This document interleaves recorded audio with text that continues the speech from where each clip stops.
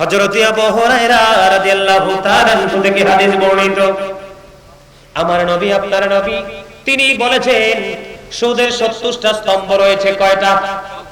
আরে কথা বলেন না, কয়টা? মানবেন না মানবেন সেটা আপনি বাড়ি গিয়ে সিদ্ধান্ত করবেন, কিন্তু আগে আপনাকে শুনতে হবে সুদের কয়টা স্তম্ভ। রেল আকসামের মানুষ টাকার পাহাড় করার জন্য বন্ধু পাগল হয়ে গেল। সুদের 70টা স্তম্ভ, সবচেয়ে ছোটটা হলো তার মাকে বিবাহ করা। এর চেয়ে বড় জঘন্য পাপ আর আসেনি? আপনারা হয়তো অনেকে কি করতে পারেন, আপনারা হয়তো চমকাতে পারেন যে হুজুর জীবনে তো কেউ এই ওয়াজ করে নাই, এই জন্য বন্ধু মোবাইলে করে দলিল নিয়ে এসেছি। কারণ এখন কিন্তু টেনশন করনেওয়ালা মুসল্লি মসজিদে মাদ্রাসায় মাহফিলে বেশি, ঠিক না ঠিক? ইমাম সাহেব কি বললো সেটাকে নিয়ে সমালোচনা করার জন্য টেনশন। এই এর মধ্যে সবচেয়ে 70 নাম্বারটা হলো সুদের মাধ্যমে যে টাকা উপার্জন করলো সে যেন তার গর্ভধারিণী মাকে বিবাহ করলো। বন্ধুরে আমার, সুদের মাধ্যমে যে একটি টাকা উপার্জন করলো, কয় টাকা? সুদের মাধ্যমে যে একটি টাকা উপার্জন করলো সে যেন তার মায়ের সাথে 36 বার যেন জিনা করলো। বুখারী শরীফের মধ্যে এসেছে হাদিস কারাম, কেউ যদি বন্ধু 9 টাকা তার পকেটে আছে হালাল, আর 1 টাকা বন্ধু দিয়ে সে 10 টাকা মিলালো, লাস্টে 10 টাকা মিলিয়েছে, এই লাস্টের 1 টাকা বন্ধু সুদের টাকা। কিসের?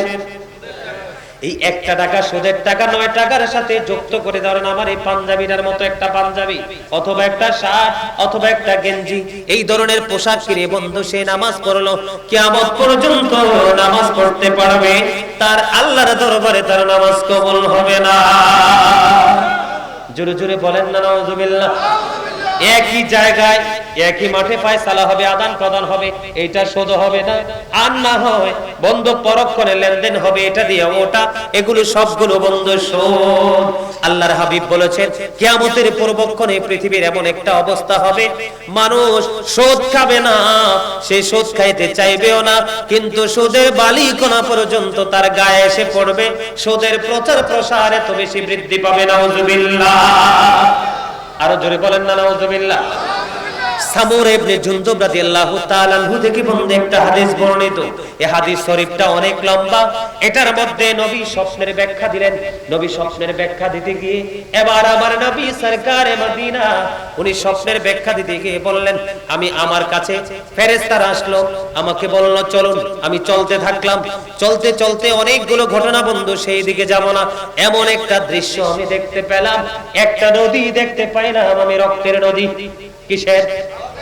রক্তের নদী। এই নদী থেকে একটা মানুষ সাঁতার কেটে কেটে কুলে আসতে চায়, কিন্তু আমার নবী বললেন আমি দেখতে পাইলাম ভয়ঙ্কর এক চিত্র, একটা মানুষ সাঁতার কেটে কেটে কুলে আসতে চায়, আরেকজন মানুষ বড় পাথর নিয়ে নদীর কুলে দাঁড়িয়ে আছে। তিনি যখন কুলে আসতে চায়, ওই কুলের মানুষটা তাকে পাথর নিক্ষেপ করে, তখন সে আর বন্ধু কুলে আসতে পারে না। এমনি করে করে তার এই সাজাটা বহাল রইল। আমার নবী প্রশ্ন করলেন সঙ্গীদেরকে, রে ফেরেশতারা বলো না এই মানুষটা কে? এবার ফেরেশতারা যখন প্রশ্ন করলেন, ফেরেশতাদেরকে যখন আমার নবী প্রশ্ন করলেন, আমার নবী বলেছে এটা হলো দুনিয়ার শত্রু। বন্ধু গবেষণা, বুখারী এবং মুসলিম শরীফের মধ্যে এসেছে হাদিস কালাম, লা তুকবালু সালাতুন বিগাইরি তুহুর ওয়ালা সাদাকাতুন মিন গুলুল। জোরে জোরে বলুন না সুবহানাল্লাহ। আল্লাহু আকবার। আর জোরে বলুন আল্লাহু আকবার। ও বন্ধু, হৃদয়ের জানালা সবাই খুলো গো। আমি আমার ভাই, আমার বাবা, আমার মা, আমার বোনদেরকে ডেকে ডেকে বলছি, আমাদের মধ্যে সবচেয়ে বড় যেটার অভাব সেটা হলো পবিত্রতার অভাব। লা সালাতা মিন গায়রি তুহুর। কে? হাদিস শরীফের মধ্যে এসেছে লা তুকবালু সালাতুন বিগায়রি তুহুর ওয়ালা সাদাকাতুন মিন গুলুল। মুত্তাফাকুন আলাইহি। আমার দিকে তাকান বন্ধুরে, আমার কথা বলবেন না, দয়া করে কথা বলবেন না। আমি আপনাদের জন্য সিদ্ধান্ত নিয়ে এসেছি এই আলোচনাটা আগে করব, তারপরে আপনাদের মন মতো যেই কোনো বিষয়ের উপর আলোচনা করব। কারণ বর্তমানে আমাদের দেশে সবচেয়ে বেশি অভাব যেটা দেখা যায় সেটা হলো পবিত্রতা। বন্ধুরে আমার, আল্লাহর হাবিব সরকারে মদিনা তিনি জানিয়ে দিয়েছেন পবিত্রতা ছাড়া আমল কবুল হয় না, হালাল উপার্জন ছাড়া দান কবুল হয় না। বলেছে কে? আল্লাহর হাবিব। মনে রাখতে হবে, নবীর কথাতে কোনো সন্দেহ আছে? আরো জোরে বলেন। হযরত মুহাম্মদ সাল্লাল্লাহু আলাইহি ওয়াসাল্লাম was born in Arab country. His father's name was Abdullah. His mother's name was Amina. His father said died before he was born. He lost his mother in his childhood. He was very truthful. জোরে জোরে বলেন না সুবহানাল্লাহ। আরো জোরে। আমার নবী ছিলেন শ্রেষ্ঠ সত্যবাদী, এর মধ্যে কোনো সন্দেহ নাই। নবীর কথাতে যার সন্দেহ হবে তার ঈমান চলে গেছে। ঈমান চলে গেলে কি হয় সেটা আপনারাই জানেন। বন্ধুরে আমার, হৃদয়ের জানালা খুলে সবাই শোনো। ও বন্ধু, আমি আমার ভাই, আমার বাবা, আমার মা, আমার বোনদেরকে ডেকে ডেকে বলবো, এই লাকসাম, এই রণচর মানুষগুলো কোথায়? তোমরা সবাই হৃদয়ের জানালা খুলে শোনো। আল্লাহর হাবিব সরকারে মদিনা তিনি বলেছেন পবিত্রতা ছাড়া আমল কবুল হয় না এবং হালাল উপার্জন ছাড়া দানও কবুল হয় না। জোরে জোরে বলেন আল্লাহু আকবার। একবার বলেন নাউজুবিল্লাহ। আরো জোরে। আমি পবিত্রতা নিয়ে কথা বলবো। আল্লাহ রাব্বুল আলামিন পবিত্র কোরআনের, আল্লাহ রাব্বুল আলামিন পবিত্র কালামে হাকিমে বলেছেন, আল্লাহ রাব্বুল আলামিন বলেছেন ইন্নাল্লাহা ইউহিব্বুল মুতাহহিরিন, ইন্নাল্লাহা ইউহিব্বুল মুতাহহিরিন ওয়া ইউহিব্বুত তাওয়াবিন। জোরে জোরে আল্লাহু আকবার। আল্লাহ রাব্বুল আলামিন বলেছেন ওয়া আন্নাল্লাহা তাআলা ইউহিব্বুল মুতাহহিরিন। আল্লাহ রাব্বুল আলামিন বলেছেন, আল্লাহ রাব্বুল আলামিন পবিত্র যারা থাকে, পবিত্রতা যারা অর্জন করে তাদেরকে আল্লাহ রাব্বুল আলামিন ভালোবাসে। বন্ধুরে আমার, আমি আপনাদেরকে বুঝাইতে চাচ্ছি, মনটা খুলে শুনবেন। এই যে আমাদের পবিত্রতা বলতে সর্বপ্রথম আল্লাহর দরবারে শুকরিয়া জ্ঞাপন করতে হবে। কারণ আল্লাহ রাব্বুল আলামিন আমাদেরকে এই পৃথিবীর বুকে বৃষ্টি দিয়েছেন আমাদেরকে পবিত্র করার জন্য। পানি দিয়েছেন কিসের জন্য? পবিত্র করার জন্য। আমরা গোসলের মাধ্যমে পবিত্র হই, ওযুর মাধ্যমে পবিত্র হই। আপনারা মনে রাখবেন, ওযু করা ছাড়া বাইতুল্লাহ তাওয়াফ করা যাবে না, মসজিদে প্রবেশ করা যাবে না, পবিত্র কোরআন শরীফ স্পর্শ করা যাবে না। এই জন্য আমাদের জীবনে যা কিছু করব সব কিছুর আগে আমাদের পবিত্রতা সবচেয়ে বেশি প্রয়োজন। এর মধ্যে সর্বপ্রথম যদি আমি আপনাদেরকে বলি, আল্লাহর হাবিব সরকারে মদিনা মুসলিম শরীফের মধ্যে এসেছে বন্ধু হাদিস খানা, হযরত আবু হুরায়রা রাদিয়াল্লাহু তাআলা আনহু থেকে হাদিস বর্ণিত। আমার নবী, আপনার নবী সরকারে মদিনা সাহাবায়ে কেরামদেরকে ডেকে ডেকে বলছেন, সাহাবীদেরকে আমি কি তোমাদেরকে অবগত করব না যেই কাজ তোমাদের পাপ থেকে মুক্ত করে দেবে, তোমাদের পদমর্যাদা বৃদ্ধি করে দেবে। জোরে জোরে সুবহানাল্লাহ। সাহাবায়ে কেরাম ডেকে ডেকে বলছে, ইয়া রাসূলুল্লাহ, ইয়া হাবিবাল্লাহ, নবী গো, ও নবী আমাদেরকে বলেন কি কাজ করলে আমরা কি পাপ থেকে মুক্তি পাবো এবং আমাদের যার যার জায়গা থেকে আমরা পদমর্যাদা চাই কি চাই না? কথা বলেন না কেন? যিনি মাস্টার উনিও কিন্তু চাই ওনার মর্যাদা বৃদ্ধি পাক। কথা বলেন। আমাদের মতো বক্তা যারা তারাও চায় পপুলার হোক। এমনি করে প্রত্যেকটা জায়গায় মানুষ চায় তার পদোন্নতি। আমার নবী বলে দিয়েছেন পদোন্নতির জন্য কোন কাজ তোমাদের সবচেয়ে বেশি গুরুত্বপূর্ণ ভূমিকা রাখবে ইসলামের দৃষ্টিতে, সে হাদিস শরীফ দ্বারা আমার নবী প্রমাণ করে দিলেন। এর মধ্যে বন্ধু সর্বপ্রথম নবী বলেছেন, তোমরা ভালো করে ওযু করো। কি করো? তোমরা ভালো করে ওযু করো। আর বেশি বেশি করে তোমরা কোথায় যাও? মসজিদে আসা যাওয়া করো। প্রথম কি বলেছেন? প্রথম নবী বলেছেন ভালোভাবে ওযু করতে। এরপরে বলেছেন তোমরা বেশি বেশি করে মসজিদে আসা যাওয়া করো, এক নামাজের পরে আরেক নামাজের জন্য তোমরা অপেক্ষা করো। জোরে জোরে সুবহানাল্লাহ। আমার নবী বলেছেন ওযুর কারণে যদি বন্ধু জীবনের গুনাহগুলি মাফ হয়ে যায়, কত বেশি ওযুর প্রতি আমাদের গুরুত্ব থাকতে হবে রে। মসজিদে বেশি বেশি আসা যাওয়া করলে যদি আমাদের জীবনের গুনাহগুলি বন্ধু মাফ হয়ে যায়, এই মসজিদের সাথে সম্পর্কটা কত গভীর করতে হবে।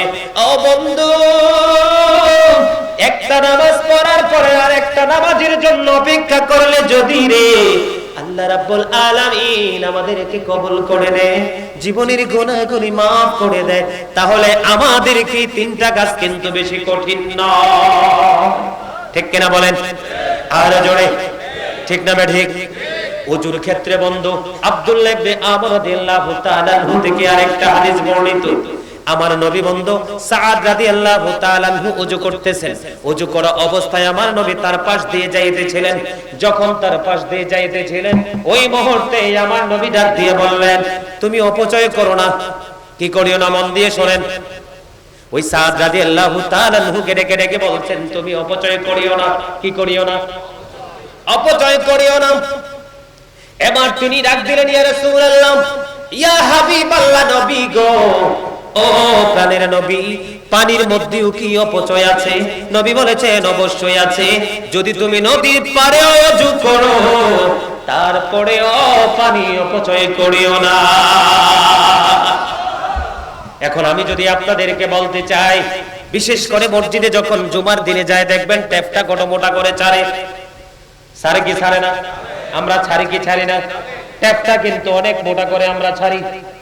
বন্ধুরে আমার, হাদিস শরীফ প্রমাণ করেছে আমার নবী মাত্র 1 লিটার পানি দিয়ে ওযু করতেন, আর মাত্র 4 লিটার পানি দিয়ে নবী গোসল করতেন। আমরা কিন্তু হাউজে পরে কত কেজি পানি ফালাই সেটার কোনো খবর নাই। ঠিক না ঠিক? ওযু করার সময় বন্ধু ট্যাপে যদি যাই মোটা করে ট্যাপ ছেড়ে দিয়ে ওযু করি, আর যদি জগ দিয়ে ওযু করি, এক জগ পানিও কিন্তু আমাদের হয় না, একটা ঘটি পানিও কিন্তু আমাদের হয় না। এই জায়গা থেকে বের হয়ে আসতে হবে এবং নবী যে রাস্তা দেখিয়েছেন সেই রাস্তা মোতাবেক ওযু করতে হবে।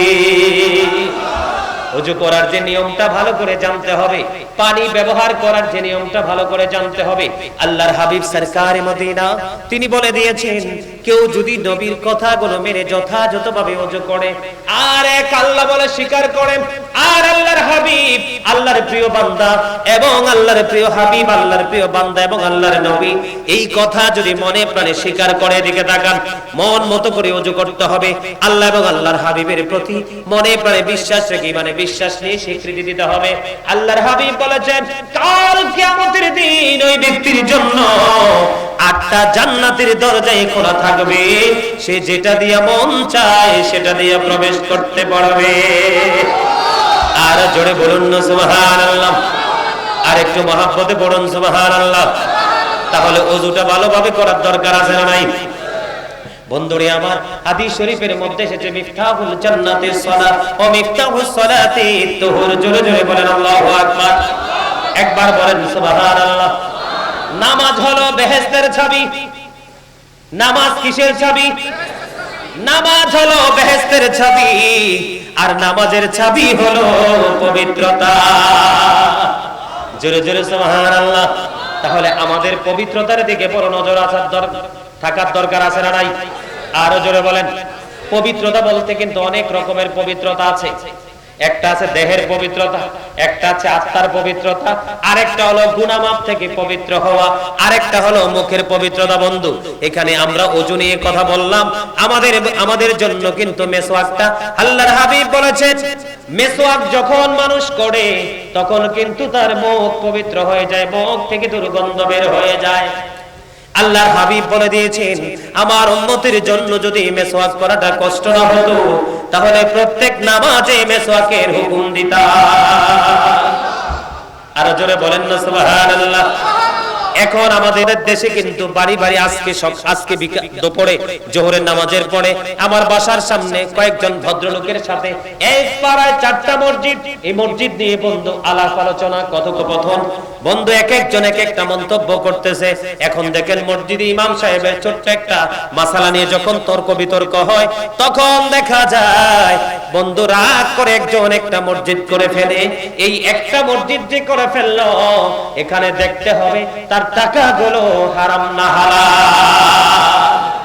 আল্লাহর হাবিবের ওই বুখারী এবং মুসলিম শরীফের হাদিস শরীফ থেকে বন্ধু প্রমাণিত হয়, বুখারী এবং মুসলিম শরীফ থেকে বন্ধু প্রমাণিত হয়, আপনি যদি অবৈধ টাকা দিয়ে মসজিদ একটা কেন অসংখ্য মসজিদও যদি করেন, ওই মসজিদ দিয়ে আপনার জান্নাতের মুখ তো দেখতে পারবেন না, বরং জান্নাতের ঘ্রাণও পাবেন না। কারণ অবৈধ পথের টাকা পবিত্র কাজে ব্যয় করা শরীয়ত সম্মত নয়। কথা বলেন না কেন? সুদের টাকা, ঘুষের টাকা, পিস্তল ঠেকানোর টাকা, মানুষের জায়গা জোর করে দখল করার টাকা, এই রকম টাকা ছাড়া রাতারাতি মসজিদ করা কারো পক্ষে সম্ভব নয়। এই পবিত্রতার দিকেও কিন্তু হাদিস শরীফ থেকে ইঙ্গিত এসেছে, ঠিক না ঠিক? বন্ধুরে আমার, আমাদের বর্তমানে কালকে জুমা আমরা পড়বো, কালকে জুমার নামাজ পড়বো কি পড়বো না? আপনারা পড়বেন কি পড়বেন না? জুমার দিনে দেখা যায় ইমাম সাহেব যখন খুতবা দেয়, মিম্বরে যখন দাঁড়ায়, তাড়াহুড়ো করে বন্ধু মসজিদে যায়। ওই যে প্রস্রাবখানায় গেলেন, আমার দিকে তাকান, পবিত্রতা নিয়ে যেহেতু কথা, আপনি আমি নামাজ পড়ার পরেও বন্ধু নামাজ কবুল হয় না, আল্লাহর কাছে দোয়া করলে দোয়া কবুল হয় না। তার অন্যতম কারণ হলো সাদ বিন মুআয রাদিয়াল্লাহু তাআলা আনহু ইন্তেকালের পরে আমার তাকে যখন কবরে রাখা হলো, আমার নবী তার রওজার কবরের পাশে পাশে দাঁড়িয়ে দাঁড়িয়ে বন্ধু তার জন্য দোয়া করতেছেন। সাহাবায়ে কেরাম প্রশ্ন করলেন, ইয়া রাসূলুল্লাহ, দোয়া করার মানে কি? তাসবিহ তাহলিল পাঠ করার মানে কি? এবার আমার নবী বললেন, এই সাদ বিন মুআয রাদিয়াল্লাহু তাআলা আনহুর ইন্তেকালের পরে তার জানাজায় ৭০,০০০ ফেরেশতা অংশগ্রহণ করেছেন।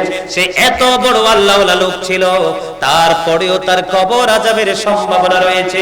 ইয়া রাসূলুল্লাহ, ইয়া হাবিবাল্লাহ, কেন গো? তারপরেও কবর আযাবের সম্ভাবনা কেন রয়েছে? এবার আমার নবী বললেন, সে প্রস্রাব করার পরে ভালো করে পবিত্র হতো না। জোরে জোরে বলেন নাউজুবিল্লাহ। বর্তমানে বাংলাদেশে দেখা যায় এমন ম্যাক্সিমাম যুবক দেখা যায় জিন্স প্যান্ট পরনেওয়ালা। আল্লাহ বলেছেন, লিবাসুত তাকওয়া যালিকা খায়র, আল্লাহর কাছে সবচেয়ে উত্তম পোশাক হলো তাকওয়ার পোশাক। এটা পুরুষের জন্য উপর দিয়া থাকবে বন্ধু নাভি বরাবর, নিচে দিয়া থাকবে টাকনুর উপরে। এখন লুঙ্গি বলেন, প্যান্ট বলেন, ট্রাউজার বলেন, যে কোনো কিছুই দেখেন ম্যাক্সিমাম যুবকের পরনে উপর দিয়ে নাভির নিচে, নিচে দিয়েও টাকনুর নিচে জাহান্নামী পোশাক।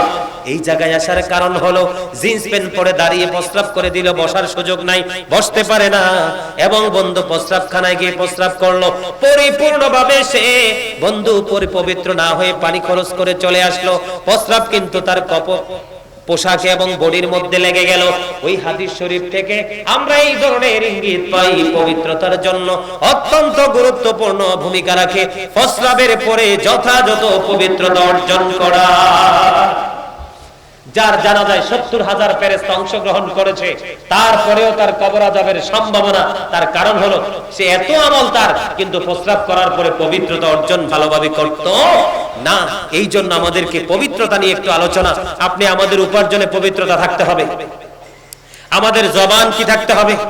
পবিত্র থাকতে হবে, আমাদের পোশাক পবিত্র থাকতে হবে, আমাদের আত্মা পবিত্র থাকতে হবে, আমাদের চিন্তা চেতনা পবিত্র থাকতে হবে। তাহলেই কিন্তু আমাদের সবকিছু আমাদের জন্য নিয়ামত হয়ে যাবে, ঠিক না ঠিক? আরো জোরে বলেন, এই পবিত্রতার দরকার আছে না নাই? আরো জোরে বলেন। সম্মানিত উপস্থিতি, বর্তমানে আমাদের দেশে এমন এক পরিস্থিতি হয়েছে, আমরা একবারে কমার্শিয়াল হয়ে গেছি।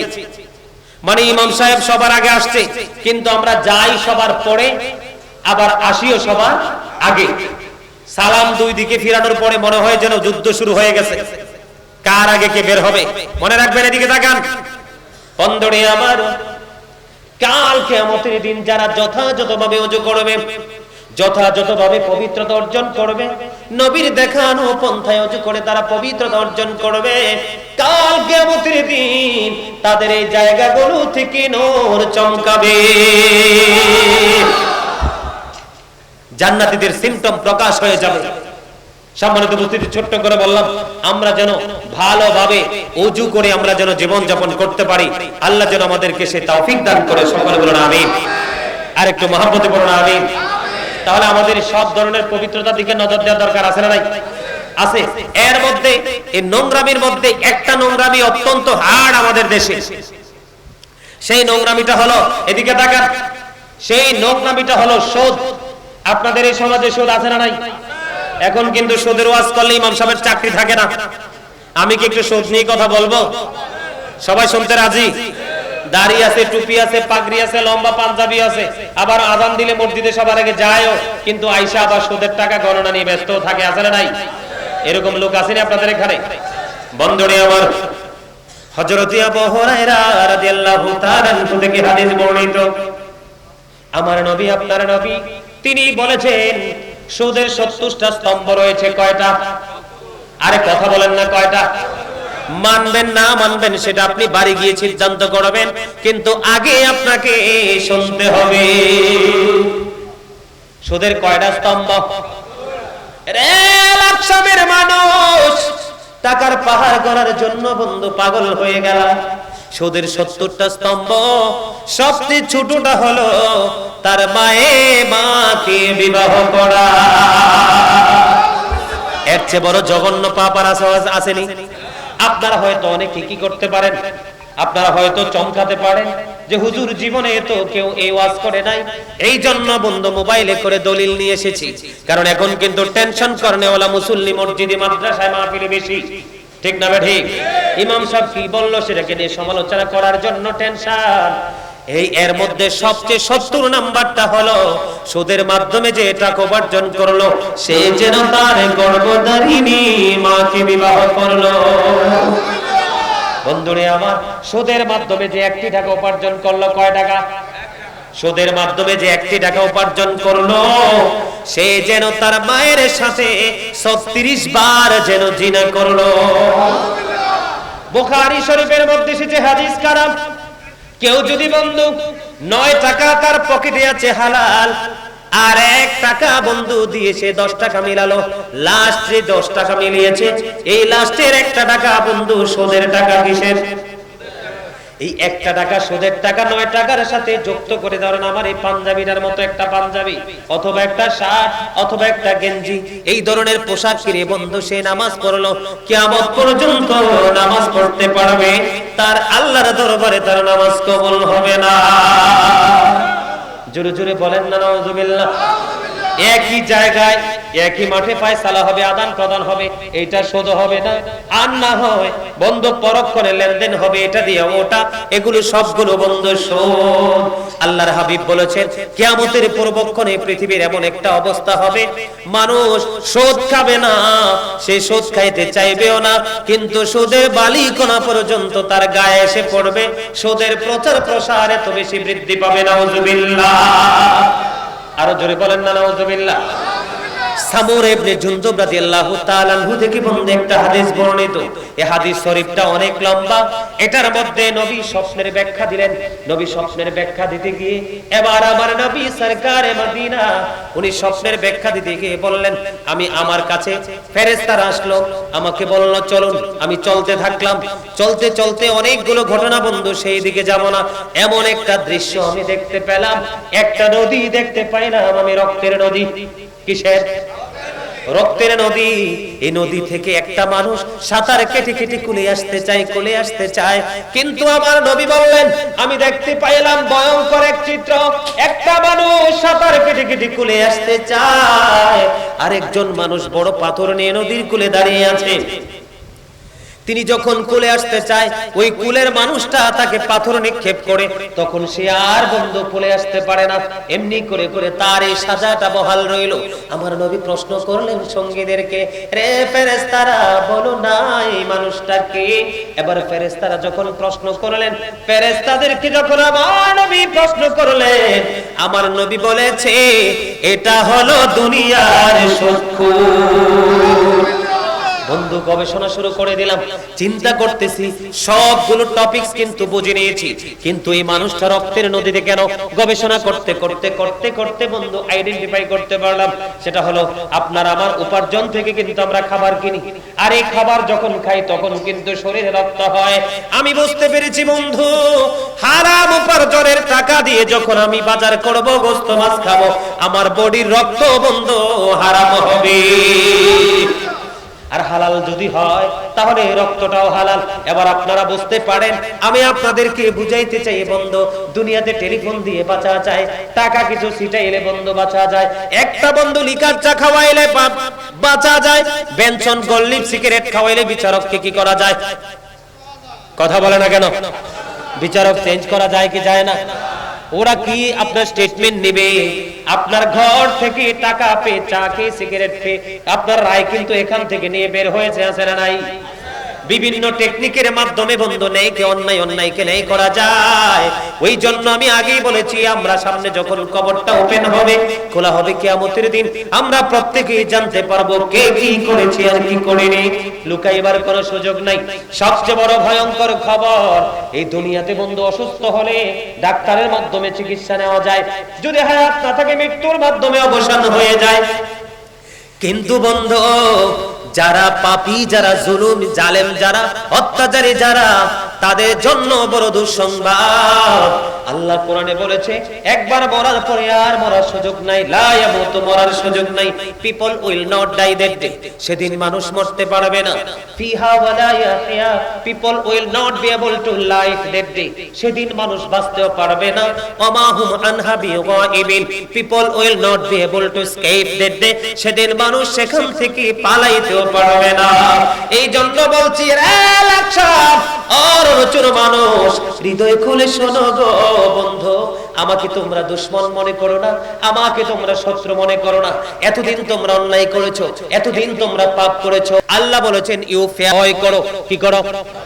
আল্লাযীনা আমানু, যারা ঈমান এনেছে, ওয়া কানু ইয়াত্তাকুন, এবং তাকওয়া অবলম্বন করেছে, লাহুমুল বুশরা, তাদের জন্য সুসংবাদ, ফিল হায়াতিদ দুনিয়া ও ফিল আখিরা, দুনিয়ার জীবনে এবং পরকালের জীবনে। জোরে জোরে বলুন না সুবহানাল্লাহ।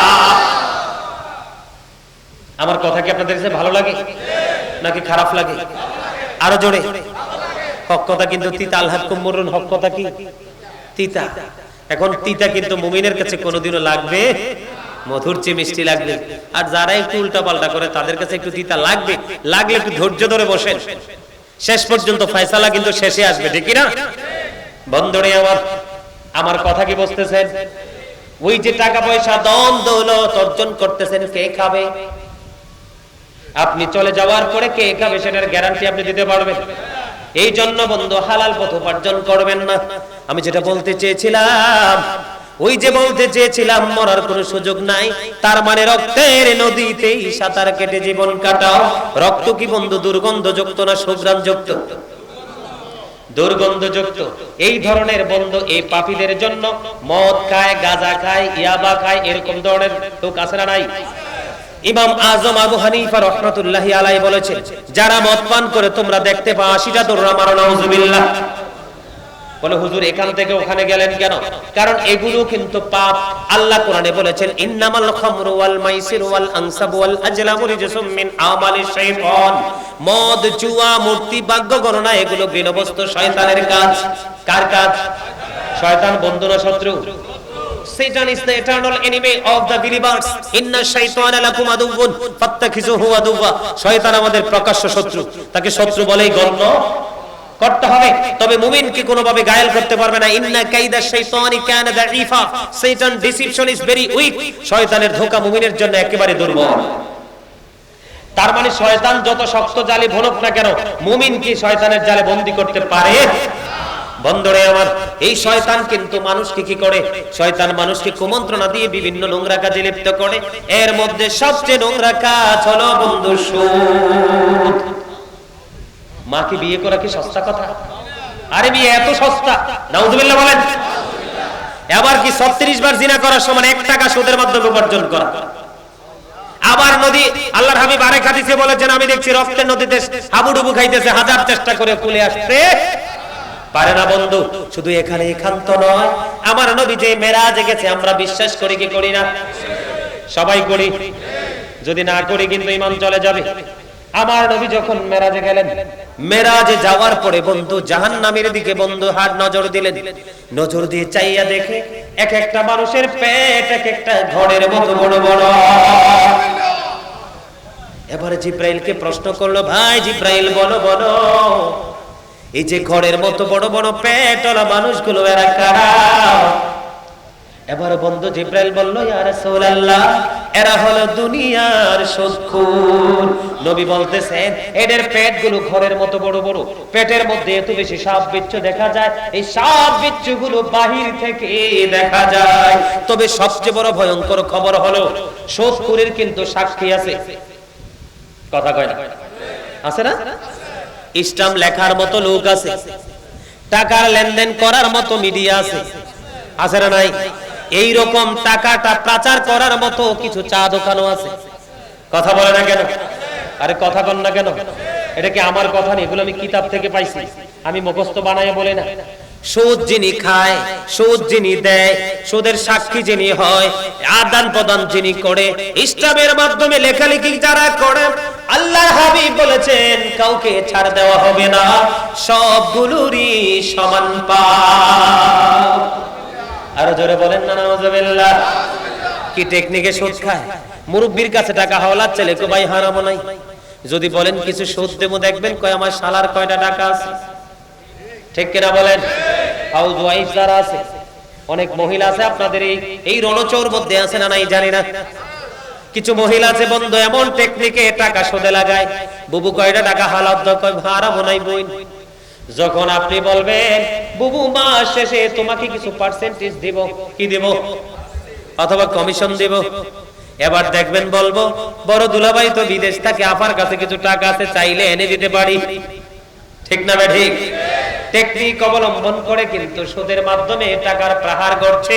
ও বন্ধু, সুদের মাধ্যমে টাকা উপার্জন করা মানে হলো আপনি পবিত্রতা থেকে দূরে চলে যাওয়া। এই দান দিয়ে আপনার কোনো ফয়সালা হবে না। মসজিদ বানাইলে লাভ হবে না, মাদ্রাসা বানাইলে লাভ হবে না, এতিমখানা বানাইলেও লাভ হবে না। জোরে জোরে বলেন না নাউজুবিল্লাহ। আর একটু মহাব্বতে। এই কথাগুলো কি ভালো লাগছে আপনাদের কাছে? আছে? আমাদের বাংলাদেশে কিছু ভূমিদস্যু আছে না নাই? কথা বলেন না কেন? আছে না? হাদিস শরীফের মধ্যে এসেছে আল্লাহর হাবিব বলেছেন কেউ যদি জোর করে 1 বিঘা পরিমাণ জায়গা দখল করে, কয় বিঘা? কয় বিঘা? 1 বিঘা পরিমাণ জায়গা যদি কেউ কারো কাছ থেকে জোর করে দখল করে, আল্লাহর হাবিব বলেছে রে পৃথিবীর জালেমরা শুনে রাখো, তোমাদের জন্য সবচেয়ে বড় ভয়ঙ্কর খবর। আল্লাহর হাবিব বলেছেন 1 বিঘা জায়গা যদি কেউ দখল করো গো, জোর করে অবৈধভাবে ইলিগ্যাল ভাবে, জায়গা জমিনের কোনো ডকুমেন্টস নাই, তোমার কাছে কোনো পাওয়ার নাই, জোর করে তুমি জায়গাটা দখল করলা। আল্লাহর হাবিব বলেছেন 1 বিঘা পরিমাণ যদি কেউ জায়গা দখল করে, কিয়ামতের দিন তার গলায় 7টা পৃথিবী মালা বানাইয়া ঝুলাইয়া দেওয়া হবে। এর চেয়ে বড় শাস্তি কি কিছু আছে? বোঝা বইতে থাকো, বইতে থাকো। ওই যে বলেছি বাঁচার সুযোগ নাই, মরার সুযোগ নাই, পালিয়ে যাওয়ার কোনো সুযোগ। এবার আসেন বন্ধু, এই রকম আমাদের সিস্টেম আছে না নাই?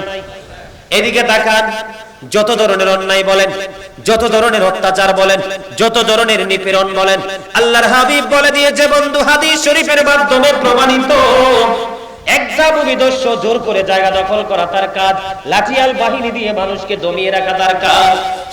সুদখোরের বিশাল একটা টিম, সুদখোরের বিশাল একটা টিম, সুদখোরের কি বিশাল টিম আছে না নাই? কালো হাত আছে না নাই? কালো লাঠি আছে না নাই? কালো টাকা আছে না নাই? এই বিশাল টিম, বিশালকে টিম সাপোর্ট দিয়ে যাচ্ছে। আপনারা মনে রাখবেন, চোরের মাল, চুরির মাল রাখার জায়গা না থাকলে চুরি করবে না চোর। কথা বলে না? অন্যায় করার পরে যদি প্রশ্রয় না পায়, কেউ কোনোদিন অন্যায় করবে না। কথা বলেন না কেন? বর্তমানে আমাদের দেশে যেই মানুষগুলো অপরাধী তাদেরকে সাপোর্ট দেওয়ার মতো মানুষ যদি না থাকতো, মানুষ অপরাধী হতো না। এই জন্য আল্লাহর হাবিব সরকারে দো জাহা তিনি বলে দিয়েছেন, তুমি একটা মানুষ জানেন, একটা মানুষ অত্যাচারী, একটা মানুষ নিপীড়ন চালাচ্ছে নিরহ মানুষের উপর, জানার পরেও তুমি কি করতেছ? তার কাছ থেকে সুবিধা পাও 500 টাকা 1000 টাকা, হয়তোবা সাপ্তাহিক বাজারের দিনে কিছু বাজার তুমি পাও, এই জন্য তুমি সাপোর্ট দিয়ে দিলা। আল্লাহর হাবিব বলেছেন, তাকে সাপোর্ট দেওয়ার সঙ্গে সঙ্গে তুমি ইসলাম থেকে খারিজ হয়ে